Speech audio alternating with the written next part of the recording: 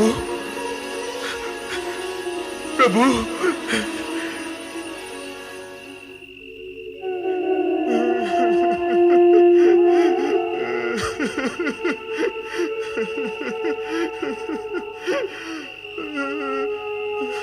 मैं क्या करूं भगवान, मैं क्या करूं?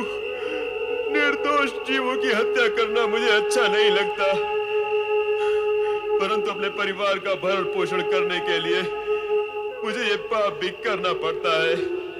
अब आप ही बताइए प्रभु, मैं क्या करूं? क्योंकि यदि एक और जीव की हत्या पाप है, तो दूसरी ओर जीवों को भूखा रखकर उन्हें मृत्यु की ओर ढकेलना भी तो पाप ही है। मैं कौन सा पाप करूं, या कोई भी पाप ना करूं तो क्या करूं? मेरा मार्गदर्शन करिए भोलेनाथ, मेरा मार्गदर्शन करिए। मुझ पापी का कल्याण कीजिए प्रभु।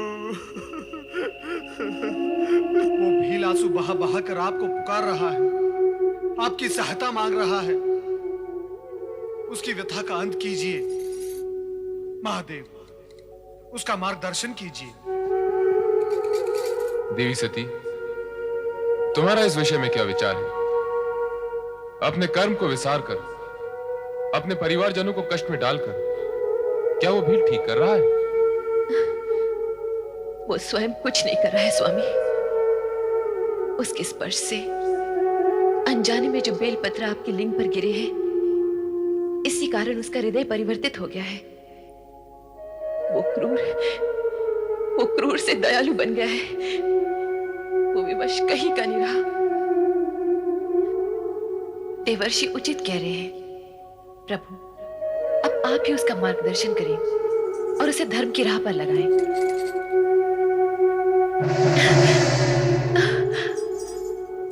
माता, प्रभु ने मेरी विनती सुन ली, मेरी प्रार्थना सार्थक हुई। अब उस भील का उद्धार अवश्य हो जाएगा। नारायण नारायण नारायण। मुझे सद्बुद्धि दो भगवान, मुझ पर दया करो, मेरा कल्याण करो प्रभु, मेरा कल्याण करो भोलेनाथ।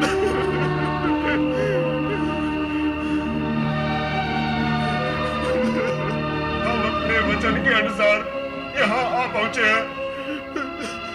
अब तुम अपना बाण उठाओ और अपने कर्म का पालन करो। ऐसे क्या देख रहे हो? बाण चढ़ाओ, चढ़ाओ बाण।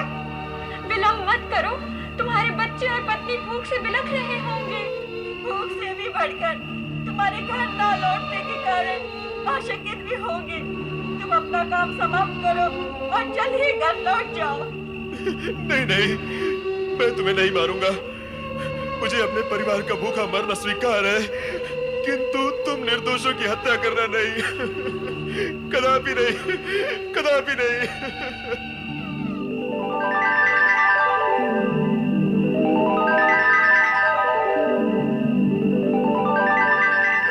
भोलेनाथ, भोलेनाथ।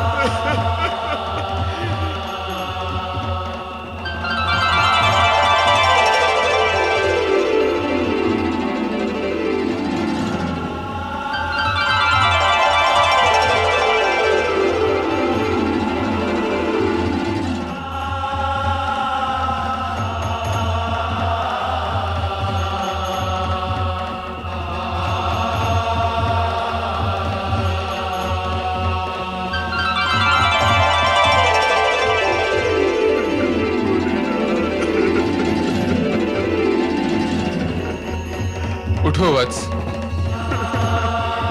गुरुद्रुव, उठो।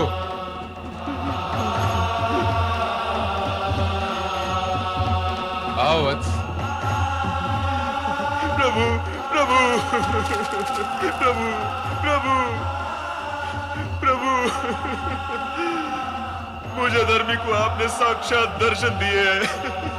इस हत्यारे पापी पर इतनी कृपा क्यों? मैं इसके योग्य नहीं प्रभु, मैं इसके योग्य नहीं। गुरुध्रुव, हत्या करना पाप है, किंतु कर्म नहीं करना भी तो पाप है।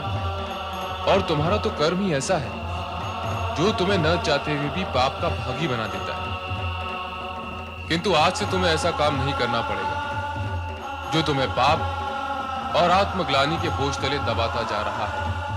प्रभु, किंतु इतनी कृपा मुझ जैसे दीनहीन व्यक्ति पर क्यों? क्यों प्रभु? आज महाशिवरात्रि है। आज के इस पावन दिन बिल्व पत्रों से मेरी पूजा करने के पुण्य के फल स्वरूप तुम्हारा यह कायाकल्प हुआ है। और तुम तीनों ने आज के इस पावन दिन अपना दिया हुआ वचन पूरा कर दिखाया। ये देवी रूप उसी का फल है। तुम्हें मृग योनि से अपनी स्वाभाविक दिव्य योनि प्राप्त हुई। ओम नमः शिवाय। पिताजी, तुम सब इस रूप में? ये सब तुम्हारी भक्ति का प्रसाद है। आज महाशिवरात्रि के दिन मेरी पूजा करने के फलस्वरूप तुम अपने पूर्व पापों से मुक्त हो गए और श्रृंगवेरपुर के राजा बन गए। मैं और राजा? हाँ, अपने परिवार सहित वहां जाकर शिव आराधना को मन में उतारकर राज सुख का उपभोग करो। त्रेता युग में विष्णु के अवतार भगवान राम से तुम्हारी भेंट होगी और तुम उनके उत्तम मित्र के रूप में जाने जाओगे। जो आज्ञा भगवान शिव शंकर, जो आज्ञा। तुम तीनों दिव्य धाम के लिए प्रस्थान करो। जो आज्ञा प्रभु। गुरुध्रुव, महाशिवरात्रि के दिन तुमने शिव आराधना करके शिव भक्तों के अध्याय में अपना नाम अमर कर दिया है। जो भी शिव भक्त महाशिवरात्रि के दिन तुम्हारी ये कथा सुनेगा उसे वो सारे पुण्य प्राप्त होंगे जो तुम्हें हुए हैं। कल्याण भव।